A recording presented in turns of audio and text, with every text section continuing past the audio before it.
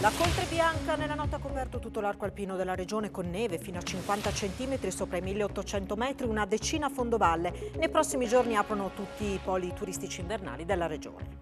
Ricaricò alcuni cellulari senza incassare oltre 82.000 euro, danneggiando l'azienda. L'ex dipendente di un negozio di telefonia di Udine e il suo compagno sono stati condannati a 3 anni di reclusione ciascuno. Oggi si celebra la giornata dedicata alle persone scomparse. In regione oltre 5.000 svanite nel nulla in quasi mezzo secolo, 141 le famiglie di italiani che non sanno più niente dei loro cari. Avvia il 1° gennaio la nuova app che affiancherà, senza sostituirla, la tessera per la benzina agevolata. Restano attivi in regione gli sconti carburante che sono invece stati dimezzati a livello nazionale. Si svuota l'infermeria in casa udinese, oggi si è rivisto Nuenting, da giovedì Udoge e Mackengo e le amichevoli serviranno a testare Deu e Beccao. Stasera appuntamento a bianconero con Gigi Del Neri.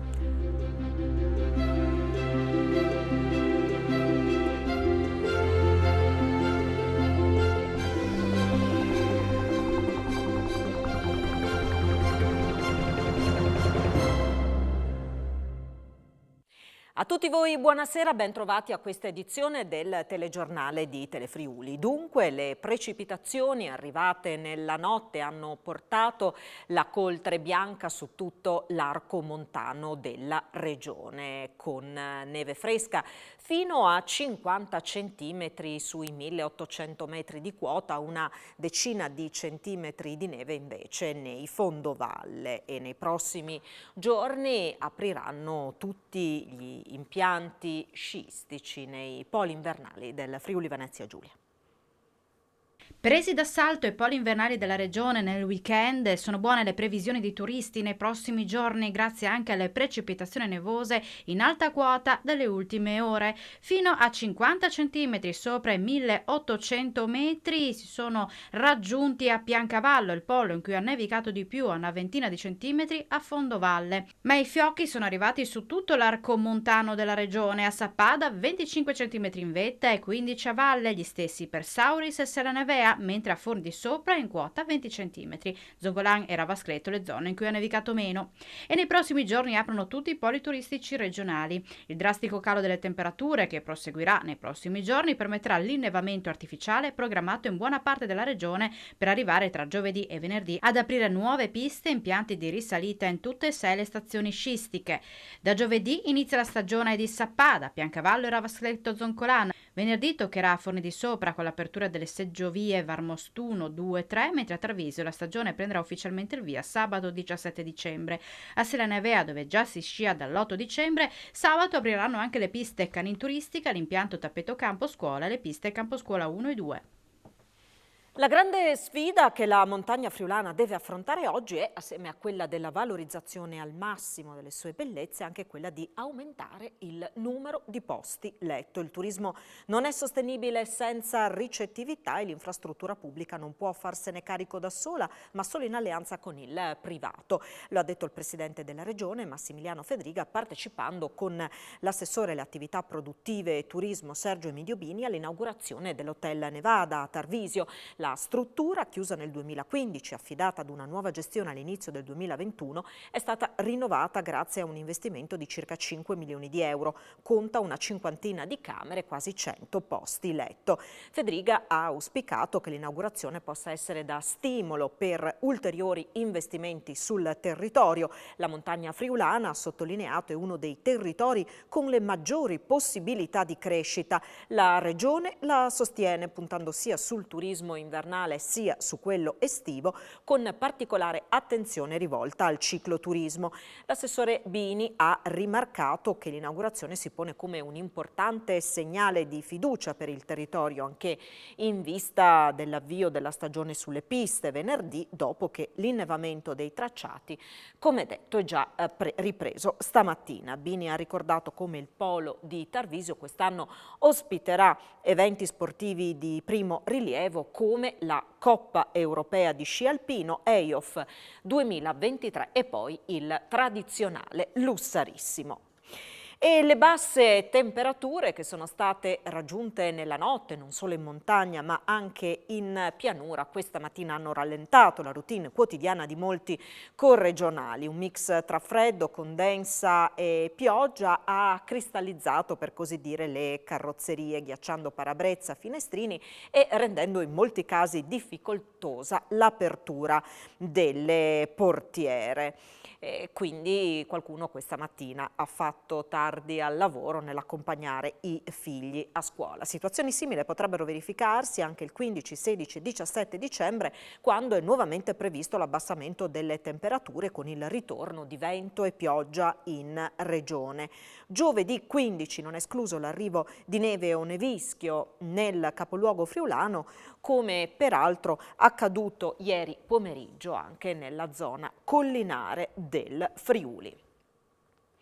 Zone montane e non solo costrette spesso a fare i conti con i danni causati dal maltempo, con fenomeni meteorologici improvvisi e violenti. Riparare ai danni causati dagli eventi meteo avversi e operare per rendere sempre più sicuro il territorio, così da ridurre rischi e contenere gli effetti negativi del maltempo. In questo quadro si inseriscono finanziamenti per 50 milioni per interventi che interessano decine di comuni della regione che sono stati illustrati oggi ad Ovaro. 50 milioni per 55 interventi nei comuni del Friuli Venezia Giulia duramente colpiti dal maltempo a novembre 2019. Il quadro di nuovi finanziamenti è stato illustrato questa mattina ad Ovaro dal presidente della regione Massimiliano Fedriga e dal vice Riccardo Riccardi. Dal 3 al 20 novembre 2019 la Protezione Civile regionale aveva emesso 11 allerte con 24 bollettini di piena per i bacini del Livenza e del Tagliamento. Con il decreto dell'8 novembre era stato dichiarato lo stato di emergenza, poi riconosciuto il 2 dicembre dal Consiglio dei Ministri. Dal 2003 ad oggi, è stato ricordato ad Ovaro, in regione è stato investito 1 miliardo di euro per 4.500 cantieri a protezione del territorio e per riparare ai danni causati da condizioni meteo avverse. Solo negli ultimi 4 anni, risale al 2018 la terribile tempesta Vaia, sono stati investiti 400 milioni di euro per 2.500 cantieri. Opere importanti diffuse su tutto il territorio regionale e che sono fondamentali, seppur non sufficienti, perché credo che il percorso da fare sia ancora lungo, perché dobbiamo mettere sempre più al centro dell'attenzione la sicurezza dei cittadini e del nostro territorio. Continueremo a lavorare a partire da quel lavoro che stiamo facendo sull'analisi dei punti critici della linea di costa. Il punto che noi riteniamo più critico in questo momento riguarda Grado. Ci concentreremo come priorità lì e cercheremo di capire quali sono le opere che devono essere realizzate per mitigare quelli che sono gli impatti degli eventi importanti come quelli che abbiamo visto anche recentemente. La cronaca, una donna di 49 anni è rimasta gravemente ferita in un incidente stradale accaduto questa mattina a Spilimbergo. L'auto a bordo della quale viaggiava si è scontrata con un tir ed è carambolata più volte prima di arrestarsi. È successo attorno alle 8 a Istrago di Spilimbergo, all'altezza dell'incrocio tra via Generale Caneva e via Valcellina. Sul posto sono arrivati l'elisoccorso e un'ambulanza. All'arrivo dei sanitari la donna era in arresto cardiocircolatorio. È stata rianimata sul posto dopo che i vigili del fuoco l'hanno liberata dall'abitacolo. È stata portata prima in ambulanza all'ospedale di Spilimbergo e poi da qui trasferita in volo al Santa Maria della Misericordia di Udine. Le cause dell'incidente sono al vaglio delle forze dell'ordine. E un uomo di 80 anni caduto a terra dopo un malore è stato soccorso verso le 12 di oggi a Mezzocanale, piccola isolata località del comune di Barcis, raggiungibile solamente a piedi fermandosi lungo la strada regionale 251. Dopo l'allarme sul posto sono state inviate le squadre dei vigili del fuoco, del soccorso alpino, i sanitari del 118 giunti in elicottero e in ambulanza. L'uomo è stato trasportato in barella verso i mezzi di soccorso per essere poi trasferito in volo in gravissime condizioni all'ospedale di Udine. E sempre nel primo pomeriggio di oggi un uomo ha riportato gravi ferite alle gambe dopo essere caduto malamente a terra dal suo scooter. L'incidente è accaduto all'interno della Galleria San Vito di Trieste. La sua due ruote si è scontrata con un'automobile. Una ciclista, ancora una notizia di cronaca, è rimasta gravemente ferita nel pomeriggio in un incidente a Pasiano di Pordenone al confine con Motta di Livenza. Mentre pedalava, la donna è stata tamponata da un furgone venendo catapultata nel fossato a bordo strada. Ha riportato gravi traumi, è stata trasportata con l'elicottero di soccorso all'ospedale di Udine. Ricaricò alcuni cellulari di sua proprietà ma anche di altre persone senza incassare oltre 82.000 euro danneggiando l'azienda. L'ex dipendente di un negozio di telefonia Udine e il suo compagno sono stati condannati a 3 anni di reclusione ciascuno. Oltre 82.000 euro di ricariche telefoniche effettuate senza pagarle, sia a loro stessi sia a terze persone, causando un rilevante danno patrimoniale all'azienda. Per questo il giudice Rossella Miele del Tribunale di Udine ha condannato in primo grado Alison Tolfo, di 39 anni, residente a Fagagna, e il suo compagno Maurizio Sorgente, udinese di 40 anni, a 3 anni di reclusione ciascuno e al risarcimento del danno. Stando all'accusa, le ricariche furono effettuate tra il 2017 e il 2018 da Tolfo, allora dipendente del negozio di telefonia posto all'angolo tra Viale Ungheria e Piazzale d'Annunzio. L'azienda, ovvero la Mobile System, rappresentata dall'avvocato Alberto Tedeschi, individuò proprio nella donna la responsabile dell'ammanco e da lei ottenne una confessione scritta. Inoltre i due erano imputati del danneggiamento dell'auto del titolare della società e l'uomo anche di stalking nei suoi confronti. La coppia è stata assolta da tali accuse. I difensori, gli avvocati Massimo Borgobello ed Enaura Bordandini, nella ringa hanno sostenuto che la documentazione fornita dalla Mobile System non fosse probante e che Tolfo fu indotto a scrivere la lettera confessoria. Il ricorso in appello, dicono i legali, è inevitabile. Era finito con l'auto fuori strada, gli era stato rilevato un elevato tasso alcolemico. Un 26enne di Pozzuolo è stato condannato ad 1 anno di carcere. Non solo è stato condannato dal Tribunale di Udine a 1 anno di reclusione, il doppio di quanto chiesto dal PM, e alla revoca della patente per guida in stato di ebbrezza. Il giudice Mauro Qualizza ha anche rinviato gli atti alla procura per quanto affermò durante il suo esame in aula. La pena è stata sospesa. Protagonista della vicenda è il 26enne Francesco Stella di Pozzuolo del Friuli, che nel febbraio 2020 uscì autonomamente di strada con l'auto non di sua proprietà. Nel giovane fu riscontrato un tasso alcolemico di 2,45 grammi per litro, di molto superiore ai limiti di legge. Durante il processo il 26enne affermò di non essere stato avvertito dal medico che gli fece le analisi di poter essere assistito da un legale e di altre facoltà concesse dalla legge, diversamente da quanto scritto nel modulo da lui firmato. Un argomento questo che è stato al centro della ringa dei suoi difensori, gli avvocati Francesco Maiorana e Pietro Cucchisi di Pordenone, i quali hanno anche messo in dubbio la correttezza delle analisi, scontato il ricorso in appello. Si celebra oggi la giornata dedicata alle persone scomparse. In Friuli Venezia Giulia oltre 5.000 sono svanite nel nulla in quasi mezzo secolo. Si tratta soprattutto di stranieri. Sono 141 le famiglie di italiani che non sanno più niente dei loro cari.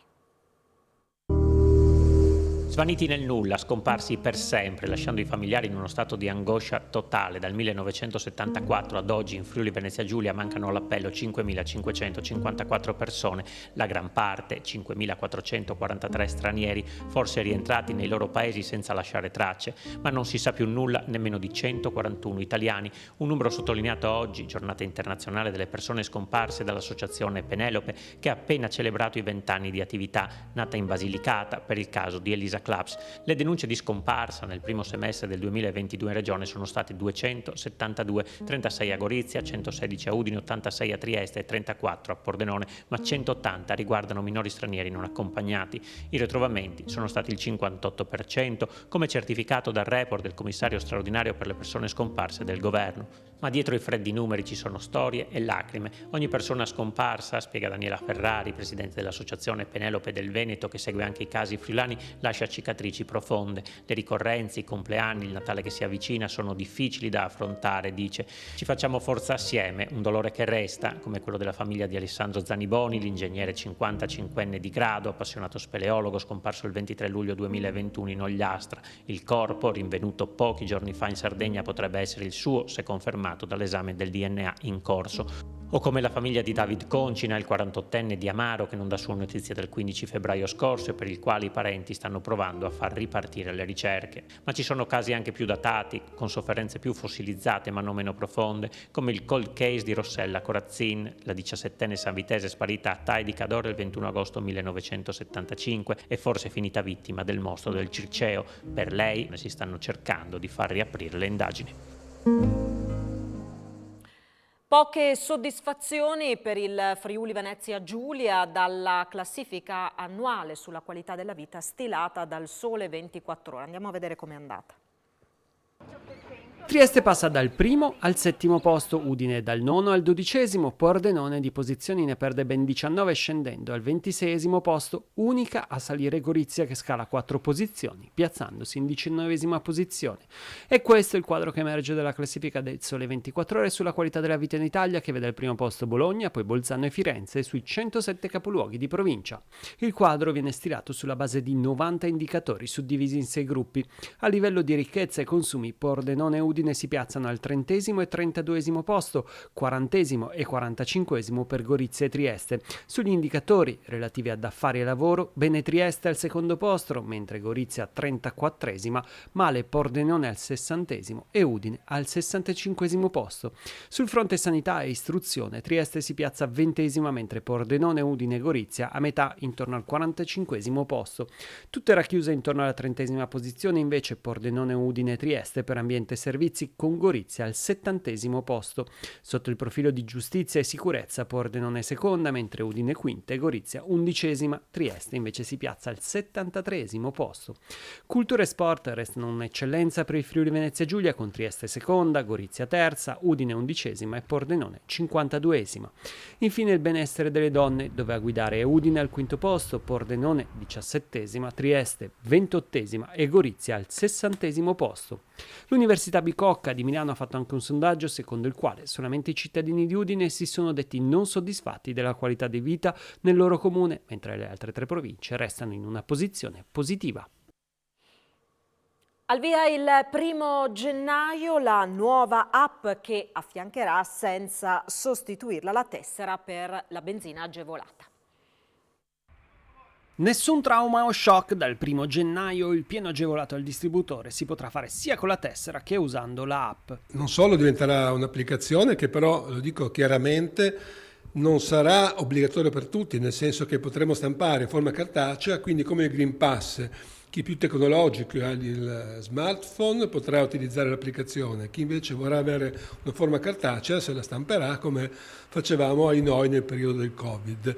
Non solo, ma l'applicazione potrà permettere anche di trovare distributori che costano meno, dove c'è la benzina che costerà meno e quindi sarà anche un servizio in più, oltre a farti sapere un eventuale uso illecito della tua tessera virtuale, perché verranno calcolati i litri di benzina che vengono erogati dai distributori. Se la nuova veste del carburante agevolato per i residenti in Friuli Venezia Giulia sta prendendo forma, restano confermati i super sconti, nonostante a livello nazionale siano stati dimezzati. Con lo super sconto regionale comunque andiamo a essere competitivi o al di sotto dei paesi confinanti, quindi ripeto, le differenze sono veramente piccole in positivo e negativo, quindi ritengo che non ci sia più la necessità di perdere tempo ad andare oltre confine.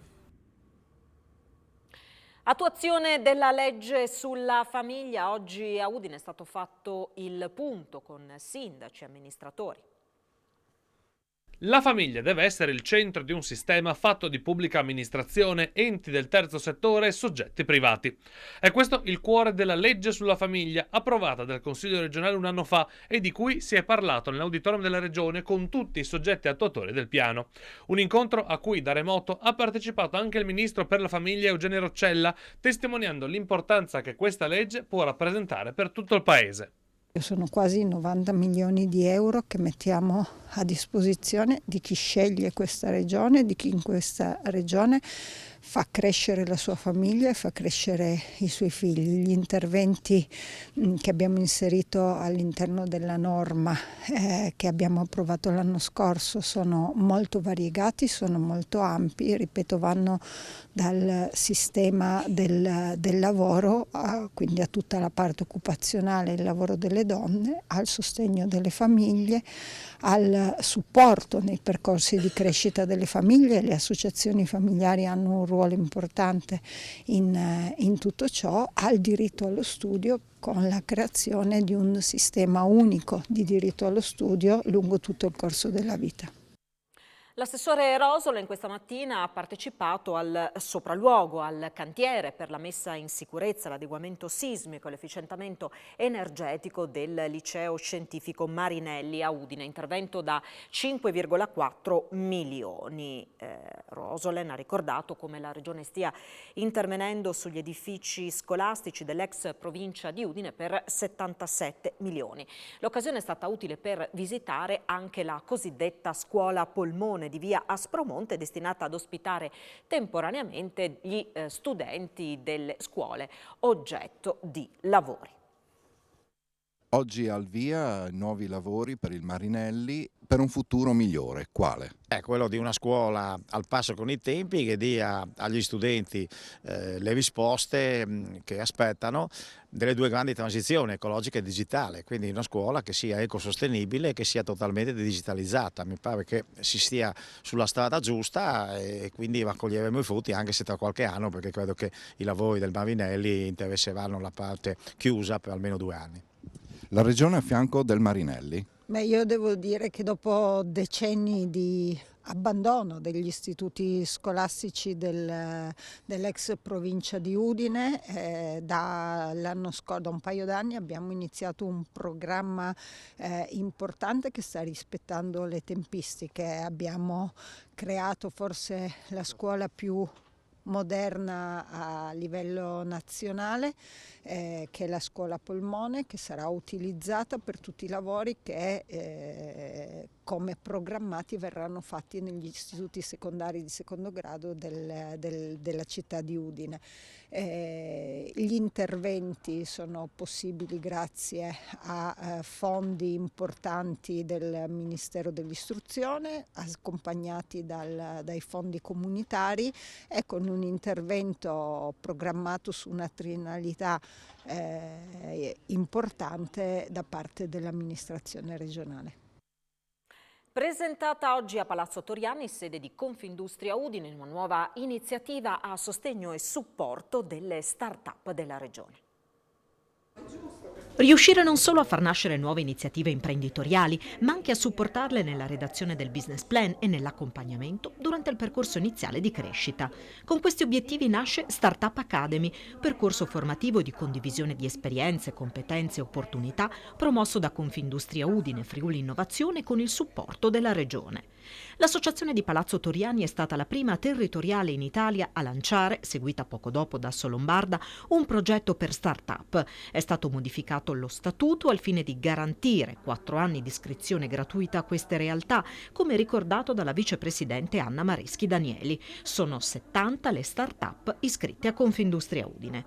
Nelle prossime settimane si concluderà la selezione delle prime 10 ad essere coinvolte nel nuovo progetto. Abbiamo riscontrato con l'attività che abbiamo svolto in questi anni con le start-up che tantissime volte la capacità del nuovo imprenditore è fortissima nel core del prodotto, del servizio o nella tecnologia. A volte ci sono delle carenze per quello che riguarda il modello di business, come approcciare il mercato e via dicendo. Ecco, su questo vogliamo lavorare per dare un supporto ulteriore a tutte queste nuove imprese. Startup Academy è strutturata per lavorare con circa 10 startup alla volta. Pensiamo di estenderla, arrivare a operare con circa 20 startup all'anno. Quando una nuova iniziativa si avvia è il momento più delicato, quello in cui può fallire difficile per tanti motivi e dare strumenti, metodologie, competenze ed esperienze per superare questa prima fase è fondamentale per permettere che poi possa camminare con le loro gambe. La nostra regione è una regione molto virtuosa perché c'è un grande spirito imprenditoriale. Quello che noi vogliamo dare in più è una strutturazione di metodologie e di competenze che permettano di convogliare nel giusto modo questo spirito che è molto forte nella nostra regione. L'assessore regionale Alessia Rosolen, intervenuta alla presentazione, ha ricordato come Startup Academy si inserisca perfettamente nel quadro delle iniziative avviate dalla Regione per favorire la nascita di nuove realtà in Friuli Venezia Giulia ed attrarre talenti sul nostro territorio. Nuovi investimenti sull'energia pulita. L'assessore regionale Bini ha incontrato le categorie economiche per aprire un tavolo di confronto su futuri finanziamenti legati al fotovoltaico. È un tema drammaticamente di attualità e la Regione non vuole farsi trovare impreparata, quello delle energie pulite e rinnovabili. Per questo l'assessore regionale alle attività produttive Sergio Bini ha voluto incontrare le categorie economiche in modo da mettere sul tavolo un bando per il fotovoltaico che risponda alle richieste del territorio.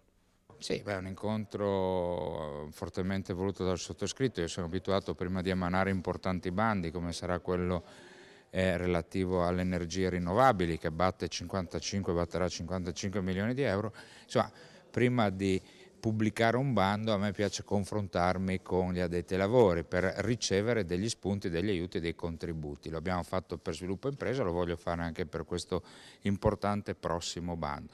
Quello che ho chiesto alla mia struttura è la velocità, la semplicità, rendere le cose facilmente affrontabili da parte poi degli aventi diritto. Quindi noi immaginiamo che il bando possa uscire verso la fine di febbraio, un bando importante che sarà in grado di ristorare diversi imprenditori. Nasce un nuovo comando di polizia locale intercomunale tra Porcia, Roveredo e Prata.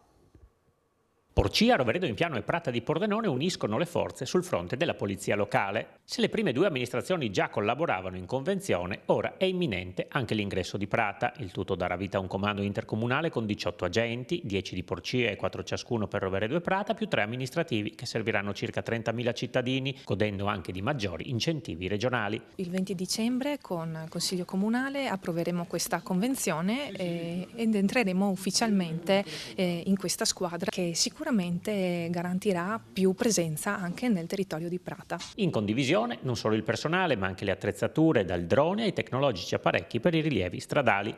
L'esperienza è stata positiva, ha avuto necessità nel tempo anche di essere affinata, però siamo convinti che siamo sulla strada giusta. A breve sarà anche reclutato il nuovo comandante che avrà sede a Porcia e ruoterà sul territorio. Abbiamo una procedura aperta, sono state chiuse le possibilità di fare la domanda, nel giro di 10 giorni faremo la fase di colloquio e poi definiremo chi sarà il nuovo comando di questa unione tra Porcia, Roveredo in Piano e Prata di Pordenone. Tutti e tre ci siamo parlati diverse volte, l'ampliamento deve diventare qualcosa di utile per tutti i cittadini e non un problema. Claudia Andretta, oncologa dell'azienda sanitaria universitaria Friuli Centrale, è stata nominata referente per la regione Friuli Venezia Giulia dell'associazione Women for Oncology. Oggi le donne sono ancora poco rappresentate nell'oncologia e raggiungono con difficoltà posizioni apicali nel percorso professionale. A fronte di questo scenario, nel 2013 è partita l'iniziativa Women for Oncology che punta a creare un network di professioniste per supportare e tutelare il merito professionale femminile e facilitare l'ascesa della donna verso posizioni apicali ancora oggi maggiormente ricoperte da uomini. Women for Oncology è un percorso di coaching rivolto alle donne medico che lavorano in oncologia. Claudia Andretta lavora da 15 anni come specialista oncologa in ASU FC ed è referente per le neoplasie ginecologiche, oltre ad occuparsi anche di neoplasia mammaria. Ha al suo attivo numerose pubblicazioni scientifiche ed è coinvolta attivamente nella ricerca scientifica. Termina qui questa edizione del nostro telegiornale, tra pochissimo l'appuntamento con l'informazione sportiva e poi le previsioni del tempo a cura di Antonino Renda. Grazie per essere stati in nostra compagnia, vi auguro un buon proseguimento di serata su Telefriuli. Arrivederci.